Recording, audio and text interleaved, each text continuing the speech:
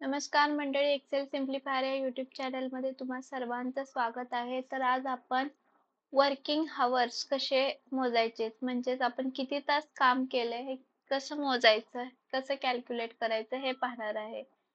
Suppose तुम्ही salary, तुमच्या एम्प्लॉईजची salary काढायची आहे, तर ती सॅलरी तुम्हाला तासांवर द्यायची आहे. तर ते एम्प्लॉईज किती तास काम केले हे जर तुम्हाला पाहायचं असेल, तर अर्थात आपण आउट टाइम आणि इन टाइम वरून ते कॅल्क्युलेट करतो. मग ते एक्सेल शीटचा यूज करून आपण कसं कॅल्क्युलेट करणार हे आज आपण पाहणार आहे. तर कामाचे तास कॅल्क्युलेट करण्यासाठी एकूण कामाचे तास कॅल्क्युलेट करण्यासाठी फॉर्म्युला आहे equal to open bracket out time minus in time bracket close into 24. कारण 24 यासाठी, कारण 24 तासाचा एक दिवस असतो, त्यामुळे इंटू 24 एंटर केला. हा फॉर्म्युला डबल क्लिक करून घ्या इथे. आता कंट्रोल शिफ्ट 1 प्रेस करा, तुम्हाला मिळून जाईल.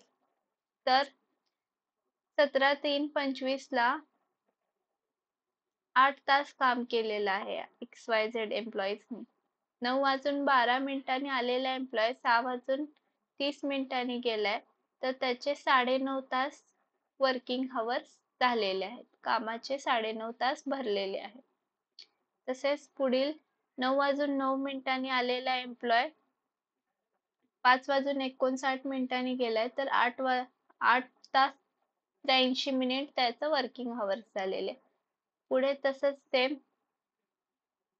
9:01 आलेला एम्प्लॉय 5:41 गेलाय, तर 8 तास 67 त्याचं काय झालंय, वर्किंग हवर्स झालेलं आहे. तर अशा प्रकारे तुम्ही काय करू शकता, तुमच्या एम्प्लॉईजची सॅलरी पाहू शकता. त्यासाठी फॉर्म्युला आपल्याला माहिती आहे